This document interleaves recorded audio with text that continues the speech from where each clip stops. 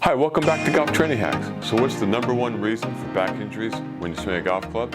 Well, it's the spine in a poor position. Your spine has to be in a good position to buffer the forces of a golf swing because there's a lot of rotation and rotation under high force. So that's exactly what your spine doesn't want to do. So you need to put it in the best position possible. So where does that start? Well, that starts at address.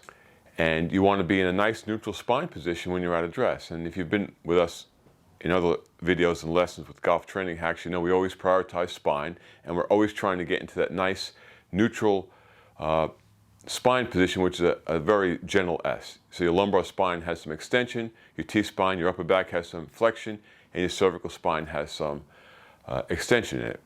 Too much or too little is no good. So at address, you want to be set up in a neutral spine. Now, there's some deviation off that baseline.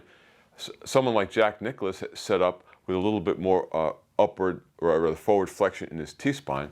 The thing is, though, when Jack swung that golf club, he was able to get out of that like hyperflex position at address and get back into a neutral upper back. That's the key. A healthy spine has to get in and out of extension and flexion, but it needs to be able to maintain the baseline of the proper amount of extension and flexion when it's under force. So that's really the goal. That's what you're trying. There are a few reasons why that doesn't translate into the golf swing. It really has to do with everyday posture, number one.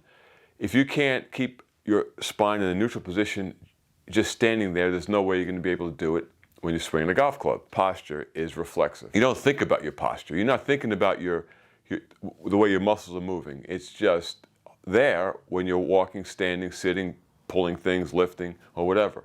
So you're not really consciously thinking of your spinal position in general when you're just standing there or in everyday movement. Oh, that is, of course, until you get back pain and you're really aware of where your muscles are. But in general, it's just reflexive.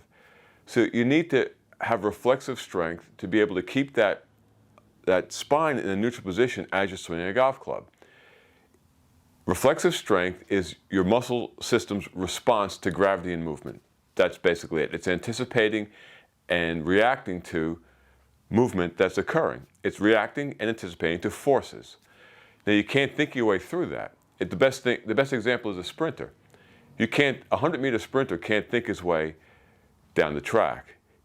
His body's just reflexively reacting to the forces coming back at it off the ground. Well, when you're swinging a golf club, it's the same thing. Your body has to reflexively react to the forces of that rotation and then impact. If it doesn't, it's going to get out of that neutral position. If you don't have that capacity to keep a neutral spine in everyday posture, just standing there, you can't translate it onto the golf course. It's pretty much that simple. What causes disruption in your posture? Well, everyday lifestyle choices and constraints do. You know, sitting, too much heel height in your shoes, shallow breathing patterns can do it. So there's a lot of things that can impact your posture, you know, every day. If you have a job where let's say you're a car mechanic and you're hunched over the car engine for 8 hours a day, posture adapts to your position every day and then it becomes locked in. Now you take that default posture, which may not be right in your everyday posture, out to the golf course, and there's no way that you're going to reflexively respond to the forces of a golf swing when every day you're not doing it, just standing there.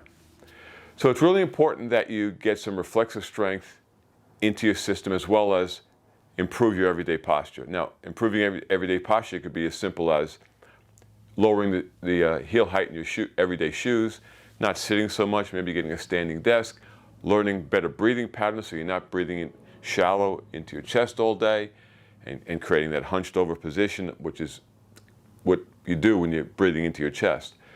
And improve reflexive strength. And that's why throughout the Golf Training Hack system, we have a lot of techniques that improve reflexive strength. It's really important. So reflexive strength, posture is reflexive. You can't think your way through a golf swing.